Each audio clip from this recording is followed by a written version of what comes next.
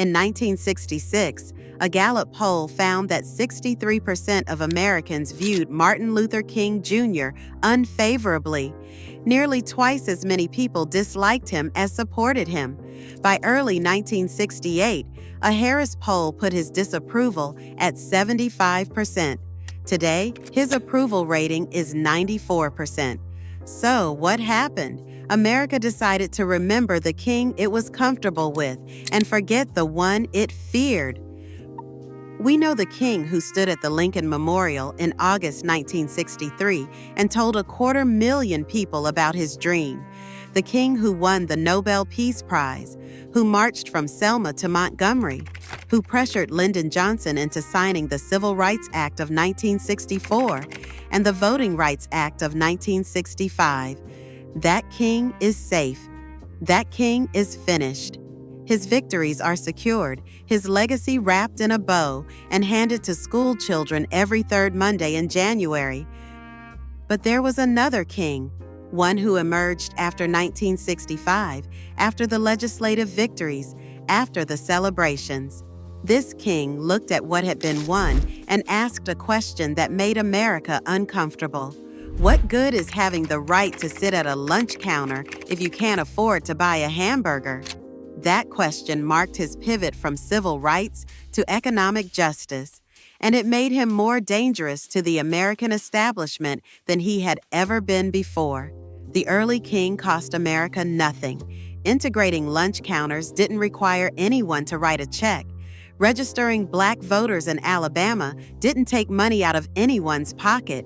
The moral case was clear, the villains were obvious, and white moderates in the North could support the cause while feeling good about themselves. The late king was different. He was talking about billions of dollars. He was questioning capitalism itself.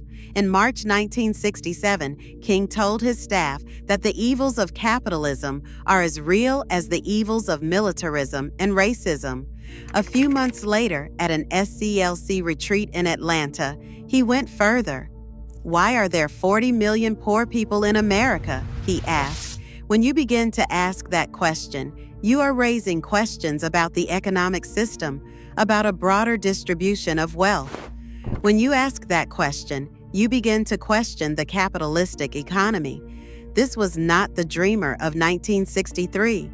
This was a man who had watched the Civil Rights Act and Voting Rights Act pass and realized they hadn't solved the fundamental problem. Black Americans could now vote. They could sit wherever they wanted, but they still lived in slums. They still worked jobs that paid poverty wages. The laws had changed. The conditions hadn't.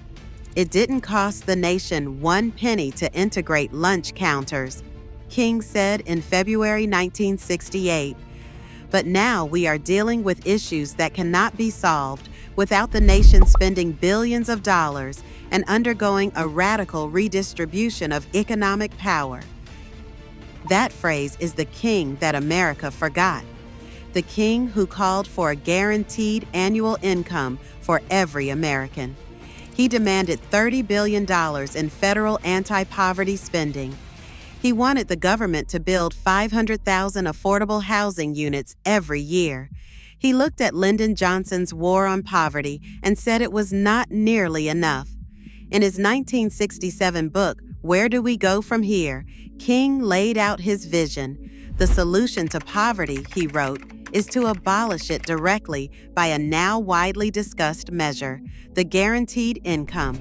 He called poverty as socially cruel and blind as cannibalism at the dawn of civilization. The time had come, he said, for the total, direct, and immediate abolition of poverty. You cannot talk about solving the economic problem of the Negro without talking about billions of dollars, King told his staff in 1966. You cannot talk about ending the slums without first saying profit must be taken out of slums. You are really tampering and getting on dangerous ground because you are messing with folk then. You are messing with captains of industry. He knew exactly what he was doing. He knew the economic fight would be harder than anything before it. Desegregation had been relatively easy. because it did not cost white America anything. Poverty was different. Poverty meant taking from those who had and giving to those who did not. Poverty meant challenging the entire system. In December 1967, King announced his most ambitious project. The Poor People's Campaign would bring thousands of America's poor to Washington, not for a single-day march, but for an extended occupation. They would build a tent city on the National Mall and refuse to leave until Congress passed an economic Bill of Rights. The demands were specific: $30 billion annually for anti-poverty programs, full employment and living wage jobs for everyone able to work, a guaranteed minimum income for those who could not, 500,000 affordable housing units built every year, an end to the Vietnam War and the redirection of military spending toward domestic needs.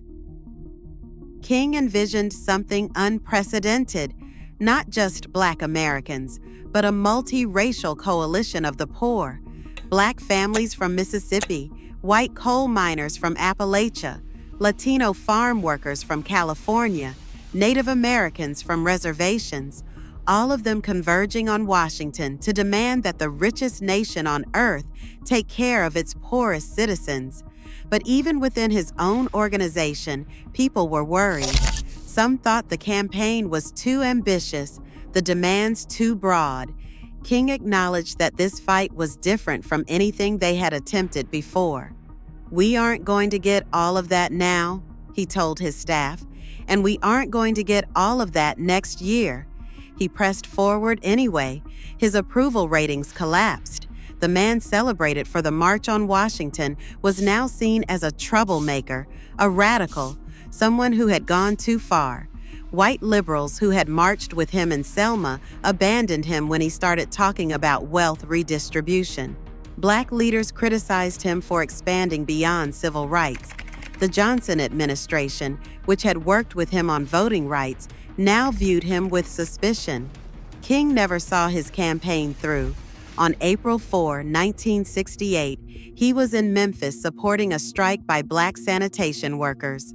Workers were demanding fair wages, decent treatment, and the right to organize. It was exactly the kind of fight he had committed himself to in his final years. He stood on the balcony of the Lorraine Motel, and a bullet ended his life. He was 39 years old. The Poor People's Campaign went forward without him. Ralph Abernathy led the effort. On Mother's Day, Coretta Scott King led thousands of women in a march through Washington. The following day, construction began on Resurrection City, a settlement of plywood shelters on the National Mall. For 6 weeks, nearly 3,000 people lived there. They had their own zip code. They held daily demonstrations at federal agencies. They lobbied Congress. They tried to make the reality of American poverty impossible to ignore. It rained constantly. The mall turned to mud. The shelters leaked. Tensions rose among residents from different backgrounds who had never lived together before. The media focused on reports of crime and conflict, largely ignoring the campaign's actual demands. On June 5th, Robert Kennedy was assassinated. He had been one of the few politicians sympathetic to the campaign. His funeral procession passed through Resurrection City on the way to Arlington Cemetery. 5 days later, the Solidarity Day rally drew 50,000 people to the Lincoln Memorial. It was the largest gathering of the campaign. It wasn't enough. When the permit expired on June 23rd, police moved in. The next morning, over 1,000 officers cleared the camp with tear gas. The remaining 500 residents were dispersed. Abernathy and other leaders were arrested. The Economic Bill of Rights was never passed. The guaranteed income never happened. The $30 billion never materialized. The housing was never built. And then something strange happened. Martin Luther King Jr. started to become popular. By the mid-1970s, his favorability ratings had climbed. By the first Martin Luther King Jr. Day in 1986, 3/4 of Americans viewed him positively. By 2011, 94%. But which king were they celebrating? Not the one who questioned capitalism, not the one who demanded wealth redistribution, not the one who organized a multiracial army of the poor to occupy Washington. They were celebrating the king of 1963. The dreamer, the unifier, the man who spoke of the content of character and of sitting down together at the table of brotherhood. The radical economic demands were stripped away. What remained was a story of moral triumph. America had been wrong about segregation. A great leader showed us the error of our ways. We passed laws. We fixed it. The end. But King himself said the work was unfinished. He said the victories of 1964 and 1965 were only a foothold, not a destination. He said rights without economic security were fragile and incomplete. He said poverty could be abolished if America had the will to do it. America did not have the will. When King launched the Poor People's Campaign, approximately 35 million Americans lived below the poverty line. Today, the official count is 35.9 million. The percentage has dropped slightly, but the absolute number of poor people in the richest country on earth has barely changed in more than half a century. Poverty. In 2018, Reverend William Barber II launched a revival of the Poor People's Campaign. He called it Picking Up King's Unfinished Work. This is not a commemoration of what happened 50 years ago, Barber said. This is a reenactment and reinauguration. Unfinished work. The guaranteed income King championed in 1967 has entered mainstream conversation, but we have not done what he asked. We have not abolished poverty. We have not guaranteed income. We have not built the housing or created the jobs. We have turned King into a saint and ignored his actual demands.